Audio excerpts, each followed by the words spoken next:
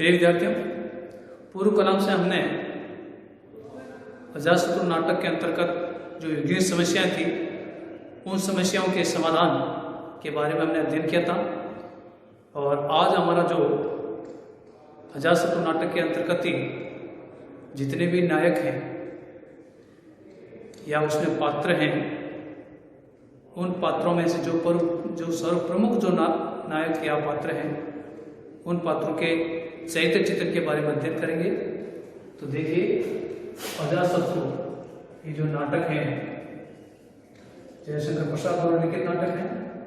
अब इसके अंतर्गत जो प्रमुख चरित्र है उनका अध्ययन करेंगे। सबसे पहले हम राज्य पर विषय जाते हैं, मगध राज्य। कौन सा राज्य बच्चों? मगध राज्य। मगध जो राज्य है, इस मगध राज्य में जो महत्वपूर्ण जो पात्र हैं, सबसे पहले पात्र हैं प्रसन्न बिंबिसार। कौन सा बच्चों? बिंबिसार। फिर बाद उसकी पत्नी वासवी, ठीक है ना। वासवी के बाद में इसकी दूसरी पत्नी छलना, और छलना के बाद में छलना का पुत्र अजातशत्रु, या उसको कह सकते कुणिक। क्या कह सकते बच्चों? कुणिक। मगध राज्य में ये चार मुख्य पात्र हैं जो हमारे सामने उभर करके आते हैं। आपको पूर्व क्लास में मैंने आपको इस पात्रों के माध्यम से जो उनकी संक्षिप्त में ये चरित्र चित्रण, देव पात्र कौन से हैं, मनुष्य पात्र कौन से हैं और दानव पात्र कौन से हैं, और इसी प्रकार से निश्चित पात्र कौन से, उनके बारे में मैंने थोड़ा बहुत अध्ययन किया था, उनके बारे में बताया था मैंने आपको। लेकिन जहां तक चरित्र चित्रण की बात है, ठीक है ना, वो बात थोड़ा हटके है। हमने चरित्र चित्रण के आधार पर चार वाला पात्रों का चित्र पूर्व क्लास में हमने किया था, पूर्व क्लासों में किया था 11 में, ठीक है ना। तो हम यहाँ पर सर्वप्रथम सबसे पहले बिंबिसार को लेते हैं। बिंबिसार, देखिए बिंबिसार का जो चरित्र चित्रण है, बिंबिसार का चरित्र चित्रण, बिंबिसार ने हमने कथा वस्तु के बारे में उसका अध्ययन किया था।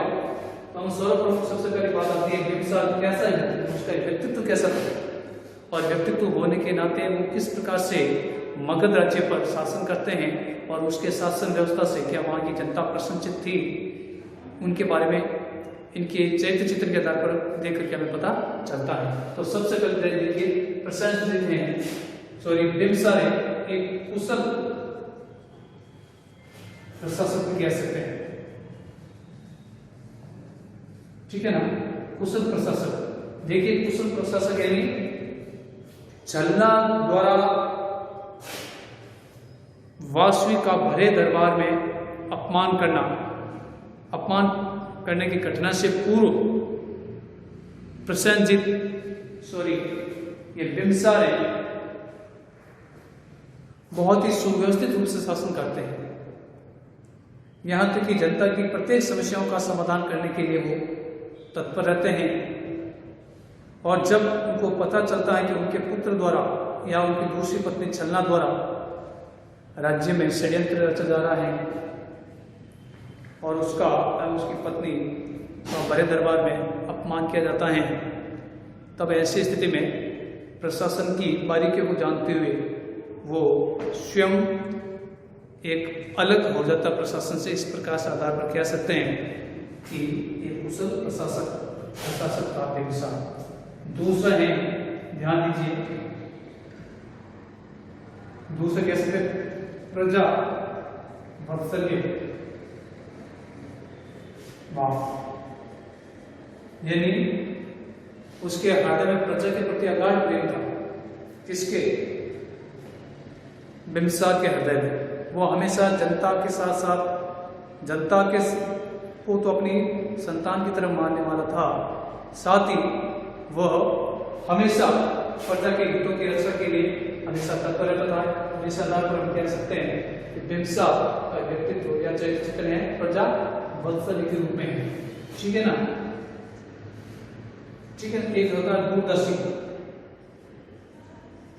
एक दूरदर्शी व्यक्तित्व, ये उनके व्यक्तित्व की मूल विशेषता कह सकते हैं आप। देखिए बिंबिसार का व्यक्तित्व दूरदर्शी है। ये जब हम पूरे अजातशत्रु नाटक का आप पढ़ोगे, उसका बारीकी से अध्ययन करोगे, तब आपको वास्तव में पता चलेगा कि बिंबिसार एक दूरदर्शी शासक था। देखिए मैं आपको संक्षिप्त में कथा वस्तु के माध्यम से बताना भी प्रयास कर रहा हूँ। ध्यान देखिए, एक घटना मैंने आपको पूर्व क्लास में बताई थी और अब भी वापस बता रहा हूँ मैं कि जब बड़े दरबार में छलना द्वारा उसका अपमान किया जाता है, अजातशत्रु द्वारा षड्यंत्र किया जाता है, और इसी प्रकार से उससे वो बहुत बड़े दुखी होते हैं। लेकिन दुखी होने के साथ ही वो अपने साम्राज्य में, अपने राज्य में लंबे समय तक शांति स्थापित करने के लिए नई योजना बनाने को चाहते हैं कि अगर मैं इसी प्रकार से रहा तो राज्य में शांति हो जाएगी और दूसरा राज्य हमारे देश पर या हमारे राज्य पर आक्रमण करके हमारी जनता के साथ बुरा अन्याय करेगा। तो ऐसी स्थिति में वो अपने धर्म गुरु होते हैं गौतम बुद्ध के शरण में जाते हैं और जाकर के इस समस्या का समाधान करने के लिए वो सोचते हैं। तो गौतम बुद्ध के सानिध्य में जाने के पश्चात उनके उपदेश को सुन करके वो स्वयं अपनी राजगद्दी अपने पुत्र अजातशत्रु को सुपुर्द करके अपनी पत्नी वासवी सहित वो एकांत में रहने चले जाते हैं। तो इस आधार पर हम कह सकते हैं कि बिंबिसार का व्यक्तित्व है, एक दूरदर्शी था। उसको पता था अगर मैं जबरदस्ती शासन बना रहूँगा तो राज्य में कोहराम हो जाएगा, अराजकता फैल जाएगी, अशांति का माहौल हो जाएगा और न जाने हिंसक घटना भी घटित हो सकती हैं। इस प्रकार के विचार उसके मानस में, उसके दिल और दिमाग में थे और इसी परिस्थितियों को मद्देनजर रखते हुए अपने शासन में दीर्घ काल तक शांति स्थापित के लिए अपने दूरदर्शिता का परिचय उसने दिया और स्वयं प्रशासन से या राजगद्दी से अलग हो जाता है। इस आधार पर हम कह सकते हैं कि बिंबिसार क्या था, कुशल एक दूरदर्शी शासक भी था। चौथी बात हमारे सामने आती है, देखिए वैसे इसके व्यक्तित्व की बहुत सारी विशेषताएं, मूल विशेषता मैं आपको यहाँ पर समझाने का प्रयास करूँ, आपको ध्यान से सुनेंगे, ठीक है ना। हाँ,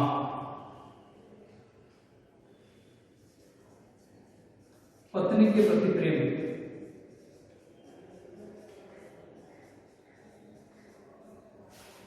देखिए पत्नी के प्रति प्रेम, अजातशत्रु के जो पिता हैं बिंबिसार का एक मूल बात यह भी है कि वो अपनी पत्नी से बहुत अच्छा प्रेम करते हैं। जिस प्रकार वासवी से प्रेम करते हैं उतने प्रेम वो छलना से भी करते हैं, ठीक है ना। और ऐसी स्थिति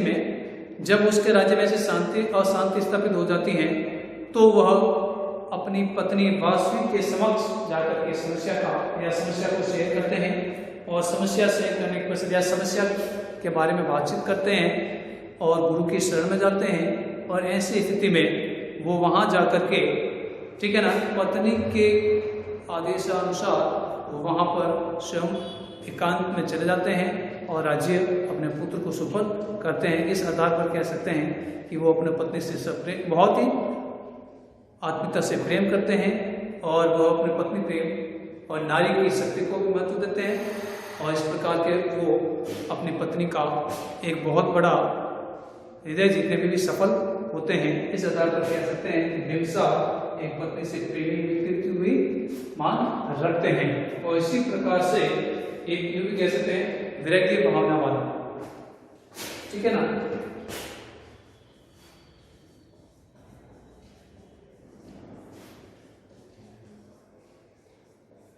वैराग्य भावना वाला कह सकते हैं, वैराग्य भावना। देखिए वैराग्य वाली वही बात वापस मैं समझाता हूँ। बिंबिसार बिल्कुल अपने गुरु में अगाध प्रेम करता है, गुरु के प्रति सम्मान रखता है। कौन? गौतम बुद्ध के प्रति बहुत सम्मान रखता है और ऐसी स्थिति में गुरु के उपदेश के अनुसार, गुरु के शरण में रहने के परिणाम उसके दिल और दिमाग में वैराग्य की भावना भी उत्पन्न हो जाती है। यूं ही अचानक उस राज्य में अशांति का माहौल पैदा होता है तो वो हमेशा चिंताग्रस्त रहते हैं और चिंताग्रस्त रहने के परिणाम स्वरूप उनको पता नहीं अब क्या करें, अब क्या स्थिति होगी। और एकदम अचानक उसकी पत्नी द्वारा, दूसरी पत्नी छलना द्वारा अपमान करना भरे दरबार में और इसी के साथ में कुणिक द्वारा अनेक प्रकार की अशांति का माहौल स्थापित करना और ऐसी स्थितियों से बार बार साम्राज्य में अस्थिरता का दौर को देख करके उसको साम्राज्य से यानी राजगद्दी से मोह भंग हो जाता है और मोह भंग होने के परिणाम स्वरूप वो स्वयं राजगद्दी से अलग हो जाते हैं और विरक्ति की भावना से वो क्या हो जाते हैं, विरक्ति की भावना से वो प्रतिमोहित होकर के स्वयं राजगद्दी से वो अलग कर लेते हैं। और इसी प्रकार से ठीक है ना, शासन के प्रति मोह तो होता ही है उसका, और शासन के प्रति मोह कह सकते हैं अपन, और भी अनेक प्रकार की उसकी विशेषताएं होती हैं ठीक है ना। एक छठी विशेषता मैं उनकी बता सकता हूँ आपको मैं, गौतम बुद्ध के प्रति अगाध निष्ठा। गौतम बुद्ध के प्रति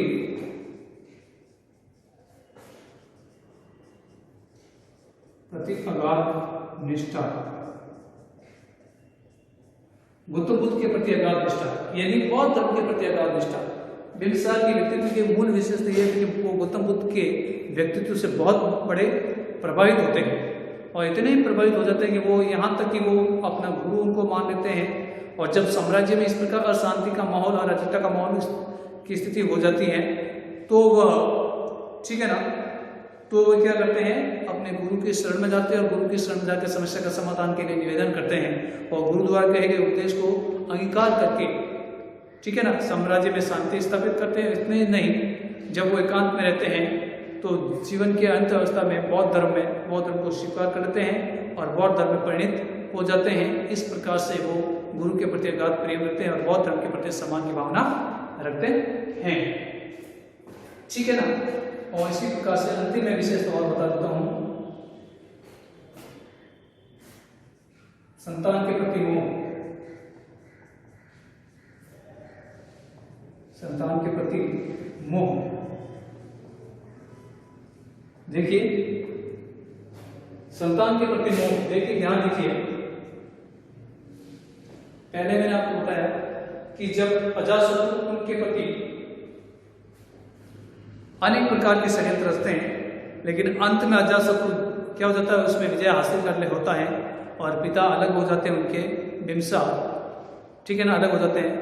लेकिन अंत में भी जब अजातशत्रु और छलना को अपने किए पर आत्मग्लानि का भाव उत्पन्न होता है, पश्चाताप होता है, तो वो अपने पिता के समक्ष आते हैं। और दूसरी बात यह है कि जब उनका पुत्र होता है अजातशत्रु के, तब स्थिति में वो अपने पुत्र को गोदी में लेकर के अपनी माता और परिवार सहित बिम्बिसार के पास और वासु के पास आते हैं। तो उनको अपने पुत्र को देख करके बिम्बिसार को अगाध खुशी होती है और इस आधार पर कह सकते हैं कि वो अपने पुत्र के प्रति मोह भी है और यहाँ तक कि वो अपने पुत्र को और अपनी पत्नी छलना को भी क्या कर लेते हैं, वो क्षमा कर लेते हैं। और इस आधार पर हम कह सकते हैं बिम्बिसार मगध साम्राज्य के जो सम्राट थे वो बहुत ही चरित्र के आधार पर उनका चरित्र बहुत उच्च कोटि का है, बहुत ही स्वाभिमानी व्यक्ति से परिपूर्ण है। और इस प्रकार से वो जनता के साथ साथ मोह करने के साथ साथ अपनी संतान के प्रति भी मोह रखते हैं, दूरदृष्टि भी हैं, कुशल प्रवक्ता भी हैं या कुशल प्रशासक भी हैं। और इसके साथ साथ कहीं पर एक विशेषता हमारे सामने उभर कर ये भी आती है, एक विशेषता उभर करके वो भी हमारे सामने आती है, उनकी एक निष्क्रियता का व्यक्तित्व भी हमारे सामने कहीं जीने पट के रूप में दिखाई देता है। कहने का मतलब है कि अगर वो चाहते पूरी राज्य की छानबीन कर सकते थे कि राज्य में कौन आतंक मचा रहा है, कौन अराजकता का माहौल फैला रहा है, और उसके तह में जाकर के गुप्त जाल के माध्यम से उस समस्या का समाधान करने का प्रयास कर सकते थे, लेकिन ऐसा नहीं किया। और इसी प्रकार से वो हमेशा चिंताग्रस्त होने के परिणाम स्वरूप, चिंताग्रस्त और अवसाद से ग्रसित होने के परिणाम स्वरूप, तनावपूर्ण स्थिति होने के परिणाम स्वरूप वो हमेशा अंदर ही अंदर घुटते रहते थे। इस स्थिति को आधार पर देखकर कह सकते हैं कि बिम्बिसार के अंतर्गत व्यक्तित्व की विशेषता यह भी उभर कर आती है कि वो निष्क्रियताशील थे। अतः हम इस उपयुक्त चरित्र के विशेषताओं के आधार पर कह सकते हैं कि बिम्बिसार का व्यक्तित्व मगध साम्राज्य के लिए बहुत ही अच्छा है और इस प्रकार से वो व्यक्तित्व और कर्तृत्व की दृष्टि से बहुत महान शासक भी था। ये उनकी चरित्र की मूल विशेषता है। धन्यवाद।